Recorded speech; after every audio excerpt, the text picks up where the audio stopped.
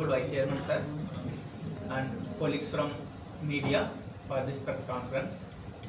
I request Honorable Vice Chairman sir to start the press conference. की meeting में बहुत सारे महत्वपूर्ण निर्णय हमने लिए हैं और जैसा हर बार हम करते हैं इस बार भी आपको उन सारे निर्णयों के संबंध में आपको हम अवगत कराएंगे। कुछ तो हमारे इस बार की मीटिंग इसलिए भी इम्पोर्टेंट थी कि हमने तय किया था कि जो जितनी भी पिछली काउंसिल मीटिंग हुई है उनमें जो पेंडिंग एजेंडाज हैं उनको कितने उसमें रह गए हैं और कितने पूरे होने बाकी हैं। तो एक नई परंपरा है, इसमें हमने पुराने जो उनकी ATRs है उन ATRs को भी लिया था और उसमें काफ़ी प्रोग्रेसिव केवल 2 चीज़ें हैं जो पेंडिंग है, बाकी सब पूरा हो चुका है। वो एक नई व्यवस्था इस बार की थी और कुछ जो महत्वपूर्ण निर्णय थे एक एक करके मैं आपके सामने लेकर के आता हूँ। एक तो framing of recruitment regulations RRs, जो वेरियस पोस्ट थी उन पोस्ट के बारे में RR अभी तक अप्रूव नहीं हुए थे, लेकिन आज काउंसिल मीटिंग में जैसे कैटेगरी A और C में आयुष डिपार्टमेंट NDMC का है, उसमें योगा, नेचुरोपैथी, फिजिशियन, सिद्धा,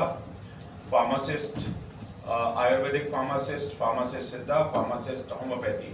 तो इनके RR आज काउंसिल ने अप्रूव करके अब UPSC में जाएंगे। तो जो जिन लोगों को प्रमोशन होना है उसमें उसका लाभ मिलेगा। इसी के साथ दूसरे रिक्रूटमेंट थे ABC, इसमें मेडिकल सर्विसेज डिपार्टमेंट के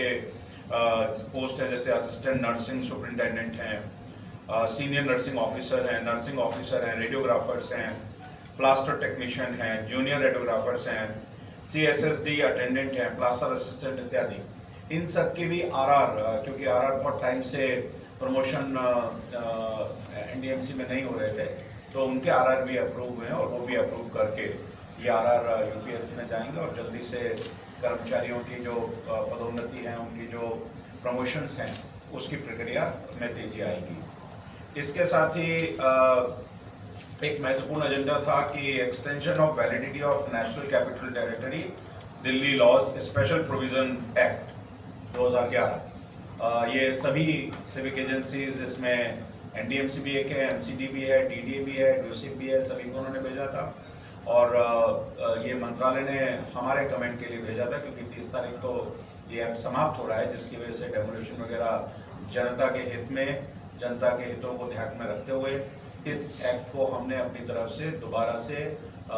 आगे बढ़ाने की अनुशंसा की है। कितने साल सरकार करेगी, हमने अपनी तरफ से हमारे कमेंट मांगे थे तो काउंसिल ने इसको आगे बढ़ाने के लिए कहा है, लेकिन उसके साथ साथ हमने ये भी कहा है कि NDMC में कम से कम जितनी प्रॉपर्टीज हैं उनको हम क्वांटिफाई करें। जैसे हमारे यहाँ फार्म हाउस नहीं है, हमारे यहाँ कोई बड़े बड़े बाकी चीज़ें नहीं हैं, लेकिन और इंक्रोचमेंट ना बढ़े, और इंक्रोचमेंट आगे ना बढ़े, जितना है उसको कम से कम, चूंकि लुटियन दिल्ली है और यहाँ तमाम तरह के इश्यूज भी रहते हैं, इसलिए फर्दर ना हो तो उसको हमने क्वांटिफाई और उनकी मैपिंग वो करने के लिए भी हमने कहा है कि हम उनकी मैपिंग करें, तो हमें पता रहे कि हमारे पास कितने क्लस्टर हैं। अब हमारे पास क्लस्टर 30 के आसपास क्लस्टर हैं, 2 विलेजेस हैं और बहुत ज़्यादा हमारे पास इम्प्लीकेशन नहीं है, लेकिन इसको भी हम जिससे कि उनको बुनियादी सुविधाएं ठीक से मिलें, तो इसके लिए हमने अनुशंसा की है। उसके बाद एक बहुत ही महत्वपूर्ण निर्णय जो आज लिया गया है वो है renaming of Aurangzeb lane under NDMC area doctor APJ Abdul Kalam lane. तो अब तो पहले इस जो रोड है उसका नाम पहले से ही परिवर्तन कर दिया गया था, लेकिन उनकी जो एडजेसेंट लेन थी वो अभी भी औरंगजेब लेन के नाम से जानी जाती थी। अब उसका नाम परिवर्तित करके APJ अब्दुल कलाम लेन के नाम से वो जाना जाएगा। तो NDMC ने आज इस महत्वपूर्ण प्रस्ताव को भी पास किया है। इसी के साथ साथ ये आज़ादी का अमृत काल है, देश आज़ादी का अमृत महोत्सव मना रहा है और बहुत समय से हमारे पास गोल्ड मार्केट का कंजर्वेशन एंड रिस्टोरेशन जो मेन गोल्ड मार्केट है वो प्लान पेंडिंग था। उस प्लान को भी आज हमने सैंक्शन किया है, उसका टेंडर ऑलरेडी हो गया है और उसकी अब जो थीम क्या होगी, उसको कैसे डेवलप किया जाएगा, किस तरह की थीम होगी, कुजीन किस तरह का होगा, दिल्ली में जो वीरांगनाएं हैं, देश की जो वीरांगना है उनके संदर्भ में कुछ थीम होगी क्या, इसका जो अलग अलग जो वेरियस चीजें हैं वो थीम अब निकल करके आएगी। और इसका काम, इसका जो टाइम पीरियड है, ऑल्दो टेंडर में इसका टाइम पीरियड 2 साल का है, लेकिन काउंसिल ने ये कहा है कि इसको विद इन 12 मंथ्स, 1 साल के अंदर इस रिस्टोरेशन और संग्रहालय का जो काम है इसको पूरा किया जाए। इसी के साथ साथ हमने इसमें ये भी कहा है कि चूंकि संग्रहालय वहां बनेगा, अंडरग्राउंड पेडेस्ट्रियन बाकी पूरी मार्केट को जोड़ने के लिए भी बनाया जाए, जिससे कि जो मार्केट है उसके अंडरग्राउंड पेडेस्ट्रियन हो, जिससे आने जाने में ट्रैफिक के कारण दिक्कत ना हो। साथ ही हमने ये भी कहा है एडिशनल, वो दोबारा से हम लेकर के आएंगे कि एडजेसेंट जो मार्केट है उसका ब्यूटिफिकेशन भी करना जरूरी है, बिकॉज आपने संग्रहालय बना दिया और लोग बहुत सारे आएंगे, अलग तरह की थीम होगी और उसको बहुत शानदार बनाएंगे, नेचुरल वे में उसको बनेगा। और उसके साथ साथ जो सारी मार्केट है उसको भी रीडेवलप करने का प्लान है, उसको भी ठीक किया जाएगा ओरिजिनल शेप में। साथ ही वहाँ पार्किंग का इशू आने वाला है, तो इसलिए पार्किंग के लिए भी एक प्लॉट चिन्हित वहाँ पर किया है, जिसमें मंत्रालय से बात करके साथ साथ इन स्पीडी मैनर वहाँ एक पार्किंग भी, जिससे कि वहाँ पर लोग आए तो उनको किसी प्रकार की असुविधा कम से कम पार्किंग करने में ना हो। ऑलरेडी कंजेस्टेड है, लेकिन हमने मार्क किया है और मंत्रालय से बात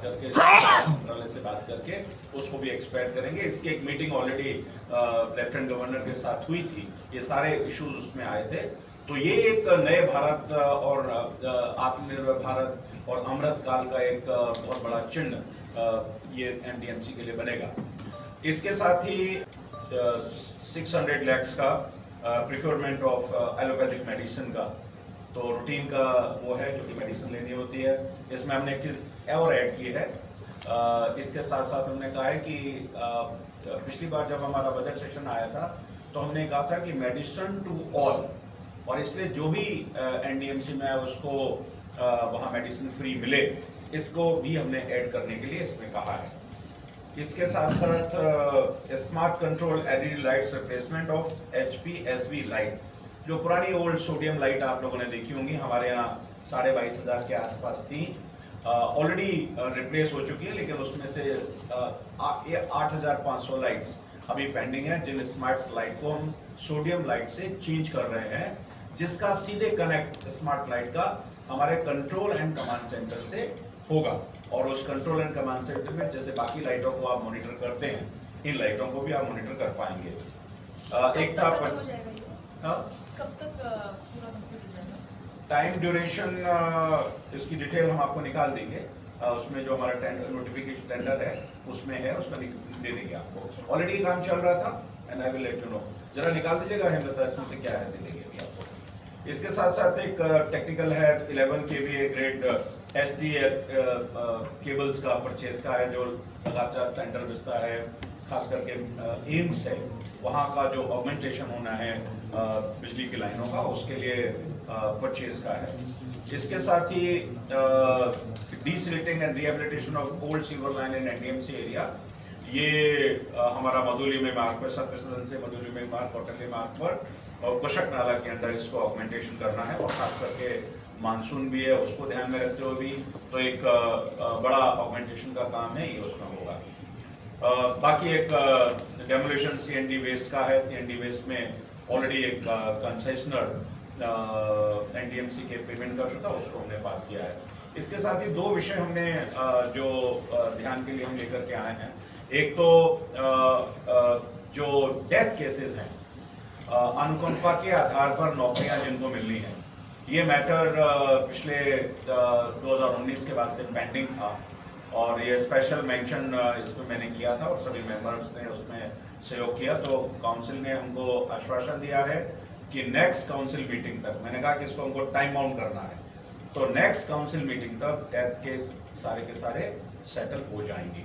अब उसमें 1 आध 2 4 दिन का कोई फर्क होगा तो मैं कह नहीं सकता हूँ, but they have assured that I said this is not going to be unending, इसको आपको टाइम ऑन मैनर में करना है। तो उन्होंने हमको ये आश्वस्त किया है कि आने वाले 1 महीने के अंदर काउंसिल मीटिंग होगी, तब तक ये टाइम रिस्टोर कर देंगे। कितने केस होंगे? कॉन्ट्रैक्चुअल एम्प्लॉय का भी जो संविदा कर्मचारी हैं वो भी इशू हमने उठाया, और उस इशू में हमने कहा है कि मेडिकल फैसिलिटी इनको नहीं मिल रहा है, HRA इनको नहीं मिल रहा है, सेम वर्क सेम पे इनको मिलना चाहिए। काउंसिल का ऑलरेडी रेजोल्यूशन भी है, तो इसको भी एक्सपीडाइट करके और इस कॉन्ट्रैक्ट वाला जो इशू जैसे हमने डॉक्टर्स को दिया है, उनकी भी इस समस्या का समाधान हम करें। तो कुल मिलाकर के मैं कह सकता हूं कि इंफ्रास्ट्रक्चर से लेकर के आत्मनिर्भर भारत से लेकर सभी डिपार्टमेंट्स में और जो कर्मचारियों की समस्याएं हैं उनको भी मिलाकर के एक बहुत ही फ्रूटफुल मीनिंगफुल मीटिंग बैठक आज की रही है, जिसमें तमाम विषयों को समयबद्ध सीमा में हम उनको पूरा करने का प्रयास कर रहे हैं। पत्रकार बंधु और भाइयों, जैसे तो सारे विषय वाइस चेयरमैन साहब ने बहुत ही डिटेल से रख दिए हैं, मैं तो सिर्फ 2 विषय रखना चाहती हूँ। हमारे देश के श्री प्रधानमंत्री आदरणीय नरेंद्र मोदी जी शिक्षा और स्वास्थ्य को लेकर सदैव हमेशा ही संजीदा रहते हैं, और उनका ये संकल्प है कि हमारे देश के बच्चे अच्छी शिक्षा प्राप्त कर सकें, हमारे देश के नागरिक स्वस्थ रह सकें। तो जैसा कि अभी वीसी साहब ने बताया मेडिकल की बात को लेकर के, तो एक विषय आया, तो जो हमारे जो हॉस्पिटल्स हैं उन हॉस्पिटल्स में जैसे अल्ट्रासाउंड की प्रॉब्लम्स रहती है या एक्सरे मशीन जो पुरानी हो गई हैं उनको बदलने का नई मशीनें आए और अच्छी तरीके से उस प्रक्रिया को वो कर सकें। और हमारे स्कूलों में स्मार्ट क्लासेस हैं उनको प्रॉपर तरीके से बच्चे अटेंड कर सकें, उनको जो सुविधाएं उनको मिलनी चाहिए, और जो भी इसमें चीज़ें हैं उनको ऐड करके बच्चे अच्छी शिक्षा प्राप्त कर सकें, उसके लिए ये 2 विषय थे। धन्यवाद।